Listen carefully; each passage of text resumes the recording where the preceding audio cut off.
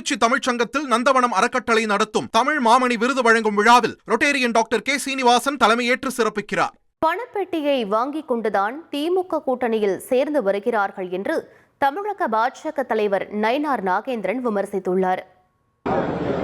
அது திராவிட முன்னேற்ற கழகம் இந்த 5 ஆண்டு கால ஆட்சியில் 505 தேர்தல் வாய்ப்புகள் சொன்னாங்க. நம்முடைய முதலமைச்சர் சொல்லும்போது ஒவ்வொரு இடத்துலையும் பிப்ரவரி மாதம் சொல்லும்போது பார்த்தீங்கன்னா நாங்கள் 90% நிறைவேற்றி விட்டோம் அப்படின்னா, முதலமைச்சரே இன்னொரு பேட்டியில் பார்த்தா நாங்கள் 80% நிறைவேற்றியிருக்கிறோம் அப்படின்னு சொல்லியிருந்தாங்க.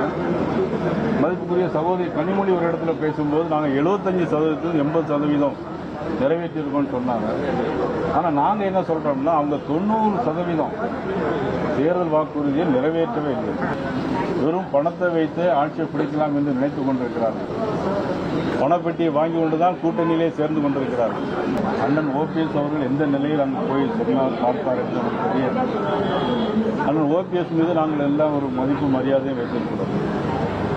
ஆனால் எந்த பக்கம் இருந்தால் அவருக்கு அது நல்லது என்பதை அவர்தான் முடிவு செய்ய வேண்டும். மத்திய அரசு தான் எல்லா நிதியுமே கொடுக்கும். நீங்க மத்திய அரசுல எல்லாமே வாங்கிட்டு எதுவுமே கொடுக்கலன்னு சொன்னா எப்படி முடியும்? ஆதி திராவிட நலத்துறை கொடுக்கக்கூடிய நிதியை போறான் வேறு துறைக்கு கொடுக்கறாங்க. ஆதி திராவிட மக்களுக்கு எதிராக இன்னைக்கு இந்த அரசாங்கம் அவங்களுடைய நிதியை நீ வேறு அரசாங்கம். திருச்சி தமிழ்ச்சங்கத்தில் நந்தவனம் அறக்கட்டளை நடத்தும் தமிழ் மாமணி விருது வழங்கும் விழாவில் ரொட்டேரியன் டாக்டர் கே சீனிவாசன் தலைமையேற்று சிறப்பிக்கிறார்.